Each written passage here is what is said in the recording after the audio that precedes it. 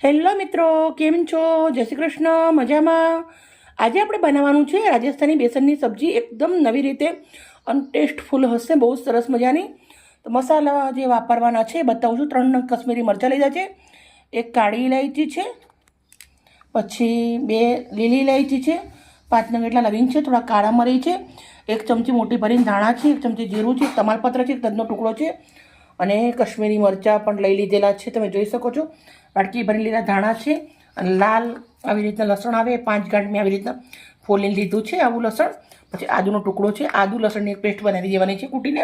સાથે આપણે ઝીણી ઝીણી સમારીને 4 નંગ ડુંગળી લીધી છે, 4 નંગ ઝીણા સમારેલા મરચાં લીધા છે અને આ છે ગાયસબ બેસન. કેવી રીતે બનાવું પૂરો વિડીયો શેર કરું છું. અમારી વિડીયો સારી લાગે તો પ્લીઝ એક લાઇક કરજો. સૌથી પહેલાં એક તવો લેવાનો છે, તવાના અંદર બધા જ ગરમ મસાલા આપણે 2 થી 3 મિનિટ સુધી શેકી લેવાના છે. મરચાંને આપણે થોડા ટુકડા કરી દઈશું, કેમ કે હું મસાલા મિક્સરના જારના નથી પીસવાની, ખલના અંદર જ આપણે વાટવાના છે અને ટેસ્ટ એકદમ જોરદાર રાજસ્થાની આવે. તો તમાલપત્ર પણ આવી રીતે ટુકડા કરી દેવાના છે એટલે કૂટવા મુશ્કેલ ના થાય આપણને. મસ્ત મજાનું શેકી લેશું. જ્યાં સુધી સુગંધ આવે ત્યાર સુધી આપણે આને શેકી લેશું મસ્ત. મિત્રો, સબ્જી બધા બનાવતા જ હોય છે અને ખાતા જ હોય છે, પણ જે એકદમ શેકેલા મસાલાથી બનાવીએ, તાજા મસાલાથી, એનાથી ખરેખર બહુ જ મસ્ત સબ્જી બને છે. તજનો ટુકડાના પણ આવી રીતના કટકા કરી દઉં છું હું.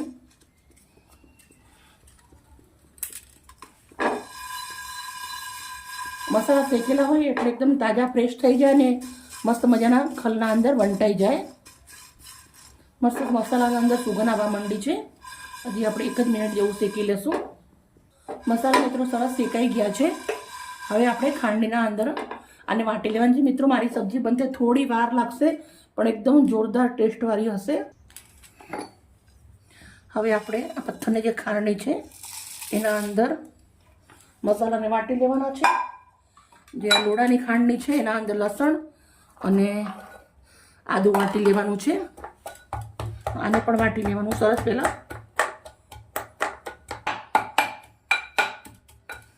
મસ્ત વાટી અને રેડી થઈ ગયું છે. હવે આપણે જે આ ખડા મસાલા છે એ વાટી લેવાના છે. બહુ સરસ મજાના મેં મસાલા વાટી અને રેડી કરી દીધા છે. તમે જોઈ શકો છો આવી રીતના થોડા એવા દરદરા રાખવાના છે. તો મસાલા આપણા સરસ રેડી થઈ ગયા છે. હવે બનાવવાની રીત ચાલુ કરીએ. સૌથી પહેલાં એક કઢાઈ મૂકી છે. 1 મોટી ચમચી એટલું તેલ નાખું છું. થોડુંક રાઈ જીરું નાખું છું. કાટેલા આદુ લસણ નાખું છું 1 ચમચી. થોડીક એવી આપણી જે ડુંગળી સમારેલી છે એમાંથી 2-3 ચમચી એટલી ડુંગળી નાખું છું અંદર. 1 ચમચી એટલા લીલા મરચાં. ડુંગળી મરચાંને શેકી લેવાના છે તેલના અંદર. રાજસ્થાન જે શાહી ઘર હોય છે એના અંદર આ સબ્જી એકદમ સ્પેશિયલી બનતી જ હોય છે અને આ સબ્જી વર્ષોથી બને છે. જ્યારે રાજસ્થાનના અંદર બહુ રણના અંદર બહુ બધા શાકભાજી ઓછા હોય ત્યારે આ વર્ષોથી બાપ દાદા વખતની સબ્જી બને છે. પુરાનો આપણા દાદા બા હોય ત્યારથી 100 થી 200 વર્ષ જૂની સબ્જી છે આ. સરસ મજાની આપણી ડુંગળી તળાઈ ગઈ છે. મસાલા કરી લેશું. 1 ચમચી મીઠું નાખું છું. 1/2 ચમચી હળદર નાખું છું. 1/2 ચમચી કશ્મીરી મરચું. 1 ચમચી તીખું મરચું. મસાલાને આપણે 2 મિનિટ જેવું સાંતળી લેવાનું છે. મસાલા સરસ સંતળાઈ ગયા. હવે આપણે અંદર પાણી રેડવાનું છે.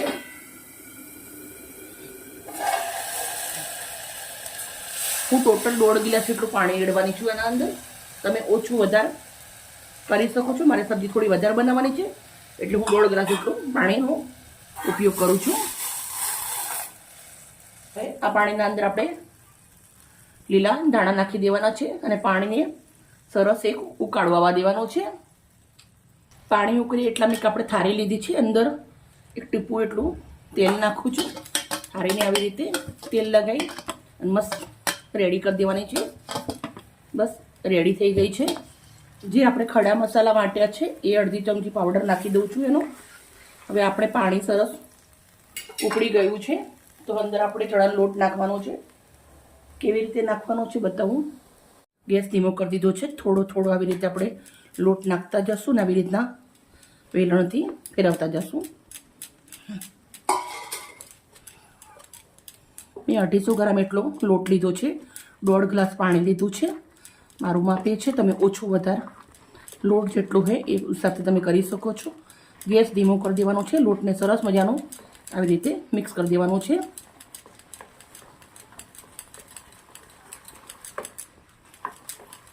જેટલો આ લોટ તમારો જેટલો સરસ મજાનો બફાશે, શાક તમારું એટલું જ બહુ સરસ થશે.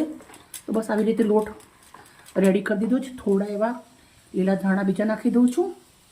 મસ્ત મિક્સ કરી દઈશું અને 5 મિનિટ સુધી આવી રીતે ધીમા તાપે એને ઢાંકી દઈશું. 5 મિનિટ સુધી રાખી દેવાનું છે. આવી રીતે 5 મિનિટ થઈ ગયો છે. લોટ આપણો મસ્ત રેડી થઈ ગયો છે. એક થાળીના અંદર લઈ લેવાનું છે.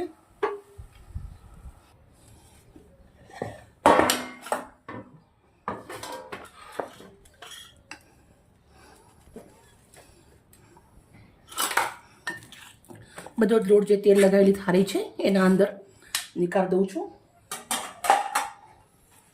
હવે આપણે એને થાળીને આવી રીતે દબાવી દેવાનો છે. થાળીના અંદર લોટને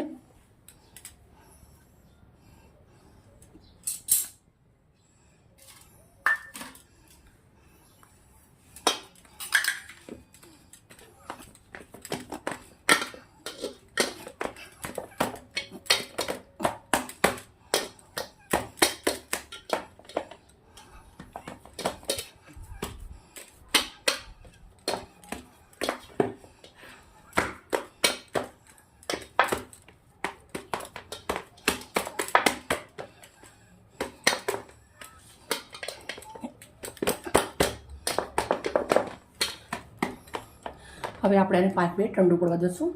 હવે આપણે આને કટ કરી દેવાનું છે.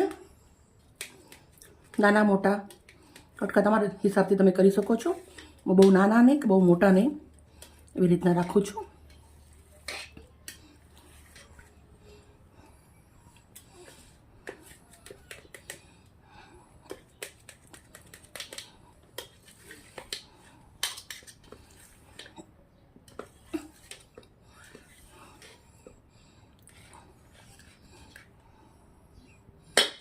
આવી રીતના પીસ કરવાના છે. થોડું ઠંડુ પડે એટલે આપણે વઘાર કરશું. મિત્રો આ થોડું ઠંડુ પડી જાય ને એટલે એકદમ આસાનીથી નીકળી જાય છે. બહુ જ સરસ. ટોડાની એક કઢાઈ લેવાની છે. પછી એના અંદર તેલ નાખું છું 2 ચમચા એટલું. તેલને ગરમ થવા દેશું. સરસ તેલ મસ્ત ગરમ થઈ ગયું છે. થોડું રાઈ જીરું નાખું છું. આદુ અને લસણ વાટેલા નાખું છું. લીલા મરચાં સમારેલી સૂકી ડુંગળી, 2 સૂકા મરચાં, તેજપત્તા અને કાળી ઇલાયચી બધું સરસ મજાનું ડુંગળી શેકી લેવાની છે.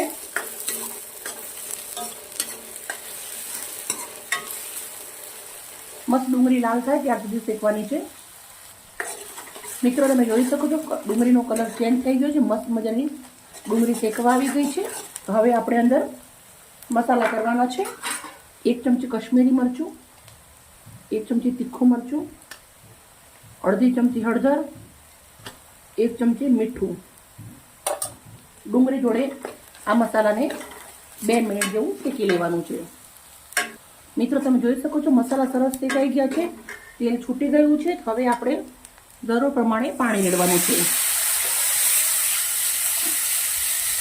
મેં 2 ગિલાસ જેટલું પાણી રેડ્યું છે. હવે આપણે પાણીને ઉકાળવા દઈશું. મિત્રો તમે જોઈ શકો સરસ મજાનું પાણી ઉકળી ગયું છે. આપણે જે વાટ્યો તો મસાલો શેકીને એ પૂરો નાખી દેવાનો છે અંદર. મસાલો નાખ્યા પછી તરત આપણે જે કટ કરેલું બેસણ છે મસાલેદાર એ નાખવાનું છે. મિત્રો પનીરનો ખર્ચો ના કરવો હોય તો આ એકવાર સબ્જી જરૂરથી ટ્રાય કરજો.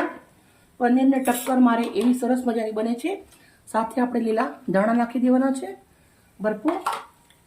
ને આ સબ્જીને 5 મિનિટ સુધી ધીમા તાપે પાકવા દેવાની છે. મિત્રો આજનો વિડીયો મોટો છે પણ તમે એકવાર આ સબ્જી બનાવીને ખાજો, તમને ખરેખર બહુ જ મજા આવશે. મેં 5 થી 7 જણા માટે બનાવ્યું છે. તમે ઓછું વધારે કરી શકો છો. મસ્ત ઉકળવા દેશું હવે. મિત્રો તમે જોઈ શકો છો આપણું શાક બહુ જ સરસ મજાનું રેડી થઈ ગયું છે. તો હવે હું એક હાંડીના અંદર સર્વ કરું છું. એક હાંડી લીધી છે, એના અંદર શાક હું સર્વ કરું છું. મિત્રો તમે આ શાક રાઈસ જોડે ખાશો તો બી સરસ લાગશે, અને તમે રોટલી જોડે ખાશો તો બી બહુ જ સરસ લાગશે. તો બધું જ શાક આપણે આવી રીતને બાઉલના અંદર નીકાળી દેવાનું છે. મિત્રો તમે જોઈ શકો છો કેટલું સરસ મજાનું આપણું શાક રેડી થઈ ગયું છે. મિત્રો અમારી વિડીયો સારી લાગે તો પ્લીઝ એક લાઈક કરજો, દોસ્તોને અંદર શેર કરજો. ઓકે બાય, કાલે આવી નવી રેસીપી સાથે.